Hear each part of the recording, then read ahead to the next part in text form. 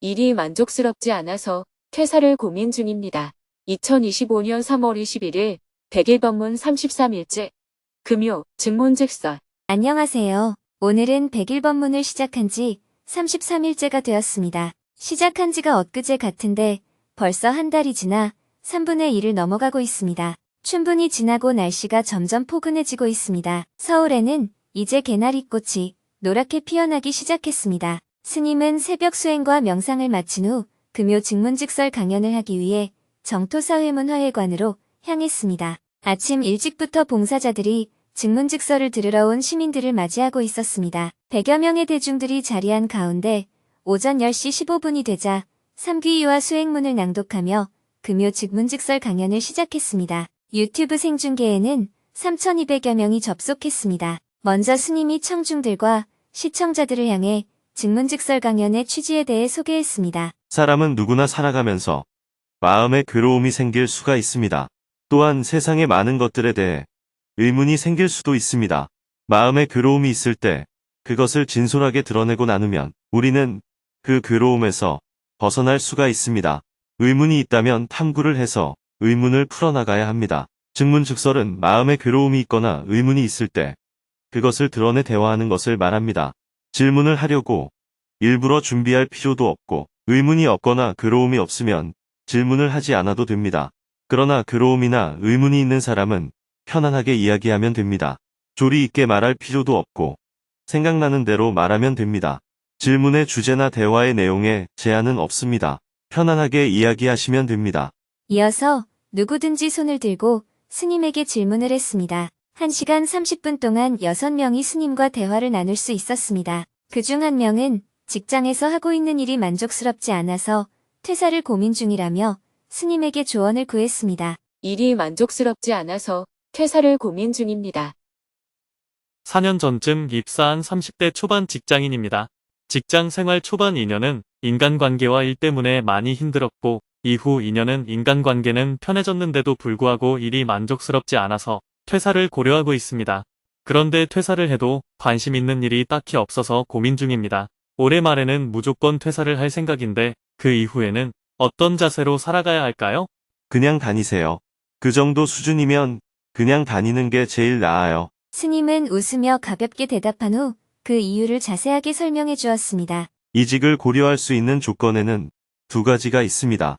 첫째, 지금 다니는 직장보다 옮기고자 하는 직장이 월급이나 대우가 나을 뿐만 아니라 이직할 수 있는 가능성도 분명하다면 옮겨도 됩니다. 둘째, 직장을 옮기면 월급도 적고 여러 가지 어려움도 있겠지만 그 일이 꼭 하고 싶은 일이라면 경제적 손실을 감수하고라도 옮겨도 됩니다. 그런데 질문자는 지금 뭘 해야 될지도 분명하지 않고 다른 회사에서 내일 당장이라도 오라고 제안을 받은 것도 아니고 막연히 직장이 싫어서 옮기겠다는 거잖아요. 현재와 같은 상황이라면 직장을 옮길 조건이 안 됩니다. 108배 절을 해본 적 있어요? 절을 할 때는 절을 하고 싶을 때도 하고 하기 싫을 때도 그냥 하잖아요. 그러나 절이 끝나고 나면 중간에 절이 하고 싶었는지 하기 싫었는지는 하나도 중요하지 않습니다. 그것처럼 직장 역시 다니고 싶기도 하고 다니기 싫기도 하다가 어느새 퇴직할 때가 오는 거예요. 누군가 직장을 옮기라고 분명하게 요청하거나 본인이 뚜렷하게 하고 싶은 일이 있다고 해도 사실 이직하는 것은 위험 요소가 있습니다. 직장을 옮기면 다시 정착하는 데에 또 시간이 걸립니다. 그런데 질문자의 이야기를 들어보면 그 무엇도 뚜렷한 게 없어요. 그래서 그냥 다니라고 하는 겁니다. 그렇다고 죽을 때까지 현재의 직장을 계속 다니라는 말은 아닙니다. 뭔가 뚜렷한 이직 조건이 있으면 그때 가서 확실하게 점검하고 직장을 옮기라는 것입니다. 그냥 막연하게 직장에 다니기 싫어서 그만두면 백수가 되기 쉽습니다. 퇴사하고 몇 년 지나면 가진 돈을 다 까먹게 돼요. 새로운 직장도 없고 다니던 직장에 돌아갈 수도 없고 결국 그냥 다닐 걸 하고 후회하게 됩니다. 오도 가도 못하게 된다는 뜻입니다. 만약 뚜렷한 것을 찾지 못하면 그냥 다녀도 되겠지만 저는 경제적 손실을 감수하고라도 회사를 나갈 생각을 하고 있었습니다. 뚜렷한 것을 찾는 방법이 있을까요? 뚜렷한 것은 찾는 게 아니라 살다 보면 나타납니다. 안 나타나면 그냥 살면 됩니다. 예를 들면 스님이 될까 말까를 고민할 필요가 없습니다. 살다 보면 어느 순간에 모든 걸 다 내려놓고 출가를 해야겠다는 생각이 들 수가 있습니다. 또 살다 보면 어떤 사람이 나타나서 같이 지내다 보면 아이가 생겨서 함께 살게 될 수도 있습니다.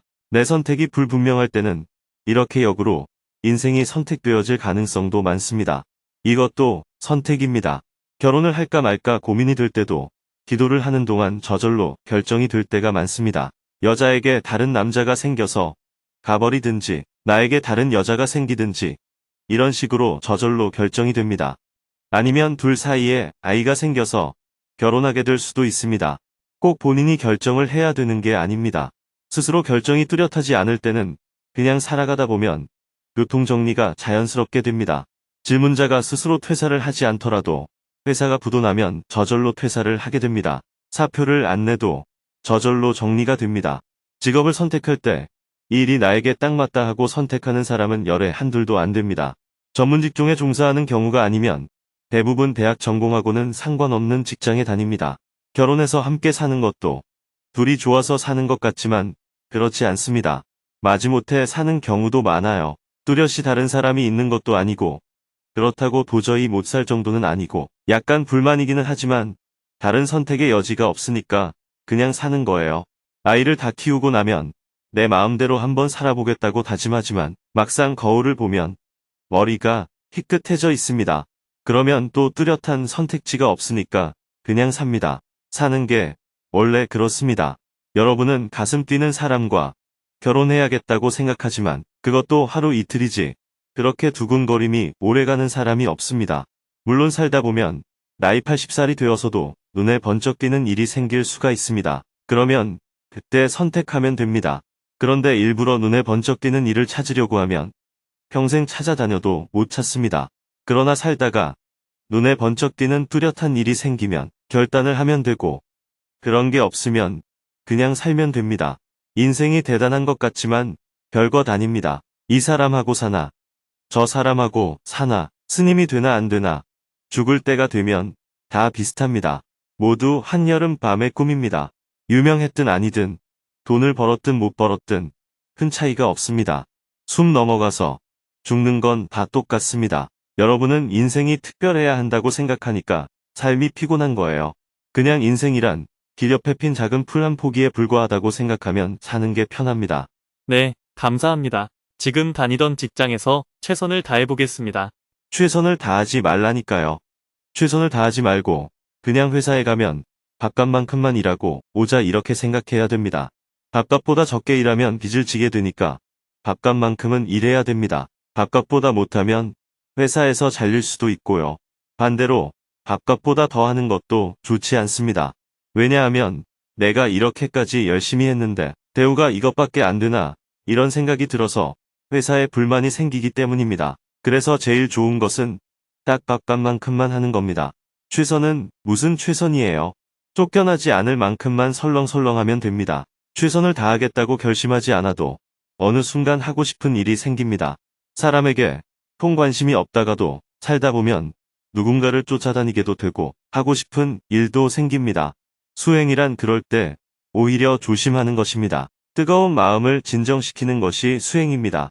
뜨겁지 않은 것은 전혀 문제가 안 됩니다. 인생이 뜨뜻미지근한 것은 아주 좋은 거예요. 오히려 뜨거운 게 문제라면 문제입니다. 마음이 뜨거우면 사고칠 위험이 높습니다.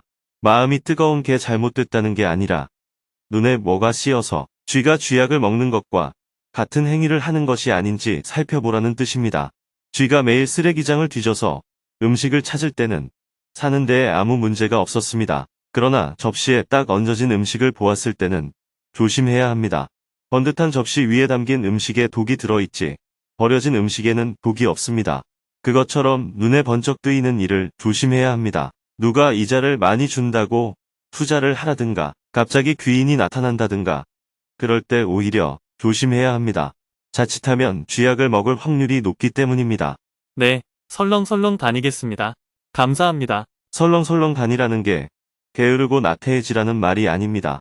주어진 일을 꾸준하게 해나가면 되지. 너무 부담 가질 필요도 없고 너무 잘하려고 할 필요도 없습니다. 꾸준히 하다 보면 언젠가는 저절로 잘하게 됩니다. 맡은 바 책임을 안 하는 게 문제이지 너무 잘하려고 할 필요는 없습니다. 설렁설렁 꾸준히 하되 적어도 월급 받은 만큼은 일을 해야 됩니다. 부부 간에도 너무 잘하려고 할 필요가 없습니다. 그러면 부담이 되어서 결국 지치기 때문입니다. 무엇이든 놀기 삼아 해야 됩니다. 그렇다고 게으르면 안 됩니다. 최소한의 아내 역할, 남편 역할, 부모 역할은 해야 됩니다. 자식에게도 너무 잘하려고 하면 지칩니다. 밥만 굶지 않게 해주고 춥지 않게 옷만 입혀주면 됩니다. 이 정도로만 하면 아무 문제가 없습니다. 오히려 부모가 아이에게 너무 잘하려고 하면 부모도 지치고 아이도 어긋나기 쉽습니다. 이런 관점을 갖고 인생을 가볍게 사셨으면 좋겠습니다. 계속해서 질문들이 이어졌습니다. 심신미약으로 약 복용을 하다 멈춘 시기에 저의 잘못으로 약식명령 법적 처벌을 받았습니다. 나중에 과거의 기록 때문에 사회생활에 발목이 잡힐까봐 걱정이 됩니다. 윤석열 대통령의 비상계엄 사태 이후 대한민국의 법질서가 무너져가고 있는 것 같습니다. 이런 상황에서 수행자는 어떤 관점을 가져야 하나요? 부모운 중경에서 태어날 때 힘들게 태어난 아이는 나중에도 불효를 한다는데 제가 아이를 힘들게 낳았습니다. 우리 아이가 정말로 불효를 할까요? 남편과 나이 차이가 많음에도 남편이 어리광을 부립니다. 아이 같은 남편을 어떤 관점으로 보아야 할까요? 내가 선택한 남편이지만 경제적으로 무능한 남편이 답답합니다.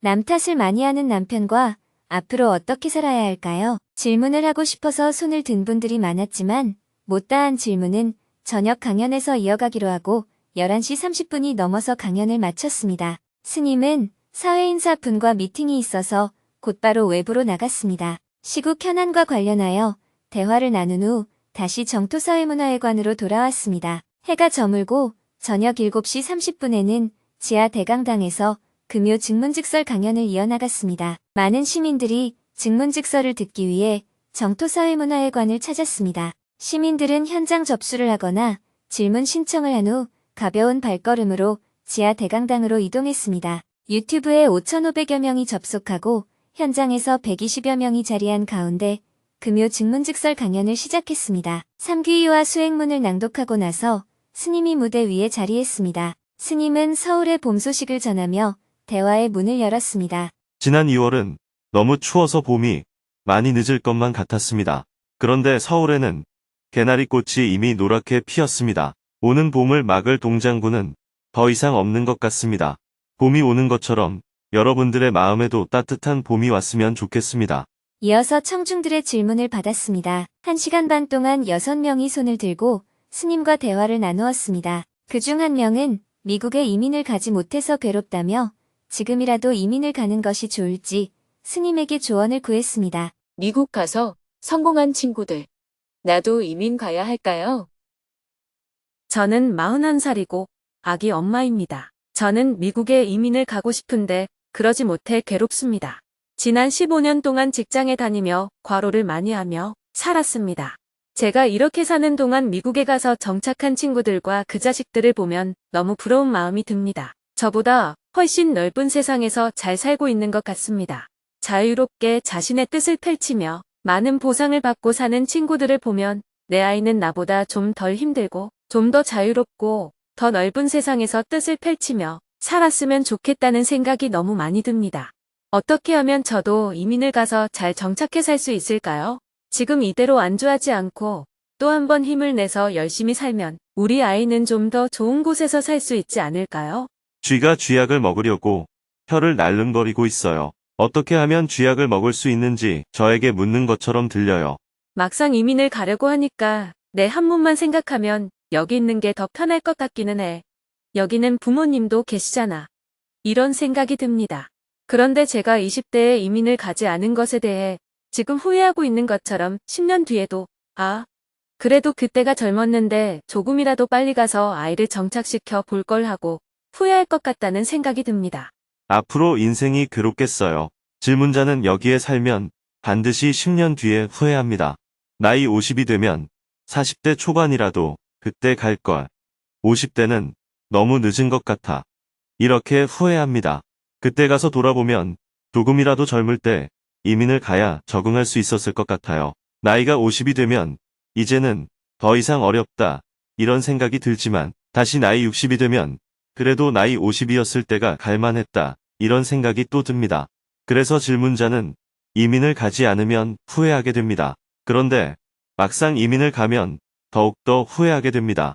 어떤 선택을 해도 후회할 수밖에 없어요. 그래서 제가 그롭게 살 수밖에 없다고 말씀드린 겁니다. 왜냐하면 사고방식이 잘못되어 있기 때문입니다. 첫째, 요즘 미국에 이민을 가기 쉬운가요? 어려워요. 지금 이민을 가 계신 분들도 쫓겨나는 상황입니다. 그래서 이민을 갈 수 있을 확률이 매우 낮습니다. 왜냐하면 장벽을 엄청나게 높여 놓았기 때문입니다. 예전에는 장벽이 1m였다면 지금은 10m쯤 된다고 볼 수 있어요. 안 되는 건 아니지만 그만큼 어려워졌다는 겁니다. 둘째, 질문자는 지금 이민 간 친구 중에 제일 잘된 친구들만 보면서 부러워하고 있습니다. 예를 들어 10명이 미국에 이민을 갔다고 가정해 보겠습니다. 그 중에는 잘된 사람도 있고 잘 안 된 사람도 있을 거예요. 일반적인 통계로 보면 그중 제일 잘된 사람이 25%, 조금 잘된 사람이 25%, 조금 어려운 사람이 25%, 매우 어려운 사람이 25%쯤 될 겁니다. 그런데 질문자는 그중 제일 성공한 25%를 보며 아, 미국에 가서 살면 저렇게 좋구나 하며 부러워하는 겁니다. 반대로 만약 몹시 어려운 25%를 보면 가지 않은 게 얼마나 다행인가 하고 안도하게 될 겁니다. 그런데 이민을 가서 어렵게 살고 있는 사람들은 잘 알려져 있지 않습니다. 죽은 자는 말이 없다라는 말과 비슷해요. 반대로 이민을 가서 성공한 사람들은 어떤가요? 시끄러울 정도로 성공담이 주위에 알려집니다. 질문자가 후회하고 있는 이유는 이런 원리 때문에 그렇습니다. 질문자가 막상 이민을 가면 어느 부류에 속할지 예상할 수 없습니다. 지금과 같은 미국의 상황에서 이민을 가면 과거보다 중산층 이하에 속할 확률이 더 높습니다. 그래서 후회가 깊어질 수밖에 없어요. 질문자는 이민을 가고 싶은 마음이 있으니 가지 않으면 시간이 지날수록 후회가 되고 또 막상 이민을 가면 더 후회할 확률이 매우 높습니다. 지금 이걸 깨닫기는 매우 어렵습니다.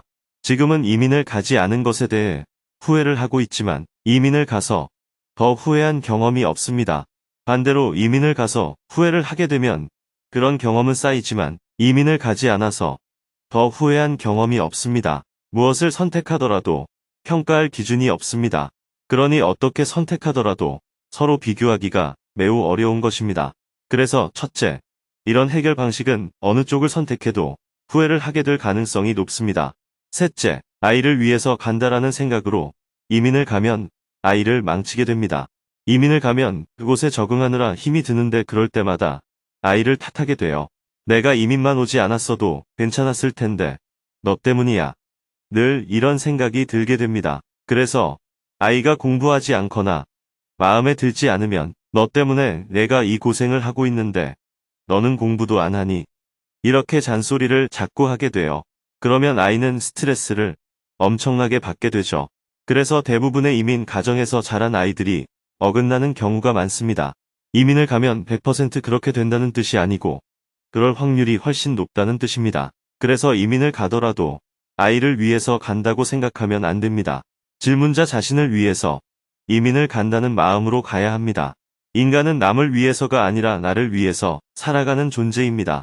그래서 아이를 위한다 하는 생각은 착각입니다. 이민을 간다면 그저 나를 위해서 가야 합니다. 그렇게 하면 아이에게 문제가 생겨도 아이 탓을 하지 않게 되고 미안하다. 엄마가 좋아서 왔더니 네가 고생이구나 하고 아이를 위로할 수 있습니다. 아이가 사고를 쳐도 미안하다. 엄마 생각만 하고 왔더니 네가 고생이구나 이러면서 사과할 수 있어요. 이렇게 하면 아이가 건강하게 자랄 수 있습니다. 그러나 아이를 위해서 왔다 이런 생각이 있으면 아이가 조금만 잘못해도 너 하나 보고 여기까지 왔는데 이 고생하며 사는 나는 어떻게 하란 말이냐 하면서 자꾸 아이 탓을 하게 됩니다. 그래서 질문자는 이민을 가면 더 후회할 확률이 높아 보입니다. 질문자가 그러면 저는 어떻게 해야 할까요? 하고 다시 묻는다면 저는 질문자 마음대로 하세요. 이렇게 말씀드리고 싶습니다. 질문자는 이민을 가도 후회하고 가지 않아도 후회할 수밖에 없습니다. 여기에서 벗어날 수 없어요. 오전 강연에서도 한 청년이 뭔가 뚜렷이 하고 싶은 일도 없는데 다니던 직장을 그만두고 싶다고 했어요. 그래서 제가 지금 다니던 직장을 그냥 다니라고 대답했습니다. 요즘은 하고 싶은 게 뚜렷해도 막상 직장을 그만두면 경제적으로 어려울 수 있는 상황이기 때문입니다.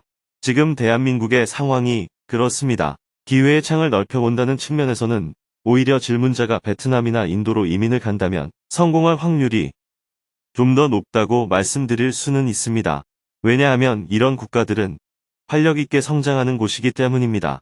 베트남이나 인도에 가서 고생을 좀 해보면 어떤 기회의 창이 보일 겁니다. 이렇게 한참 성장하는 나라에 가면 성공할 확률이 60%쯤 되고 미국 같은 선진국으로 가면 성공할 확률이 40% 정도로 낮아집니다. 요즘 트럼프 대통령이 하는 말과 행동을 보면 미국에 돈이 많은 것 같나요? 없는 것 같나요?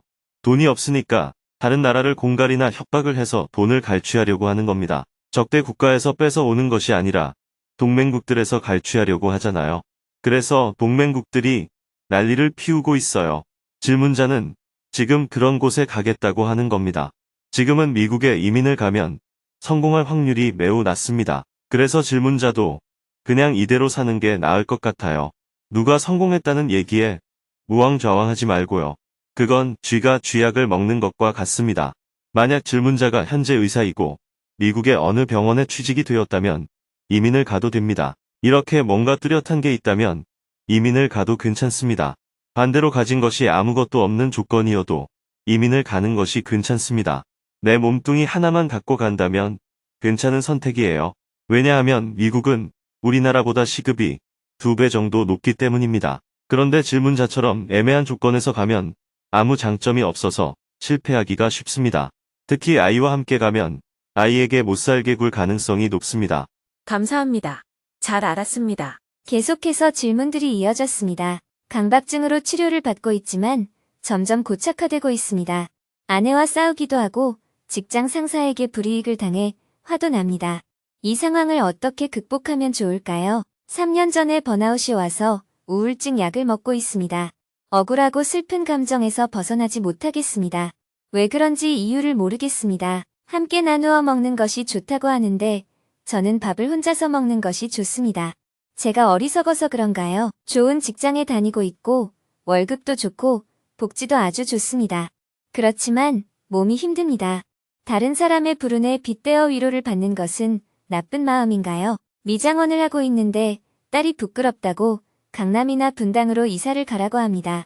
어떻게 할지 고민이 됩니다. 대화를 마치고 나니 밤 9시가 넘었습니다. 봉사자들의 안내에 따라 대강당에 모인 청중들은 모두 집으로 돌아가고 스님은 수고한 봉사자들에게 감사의 마음을 전한 후 정토회관으로 발걸음을 옮겼습니다. 내일은 100일 법문 34일째 날입니다. 정토사회문화회관에서는 1080배 정진이 진행되고 스님은 정토불교대학 입학식과 경전대학 입학식에 온라인으로 참석하여 입학 기념 법문을 할 예정입니다.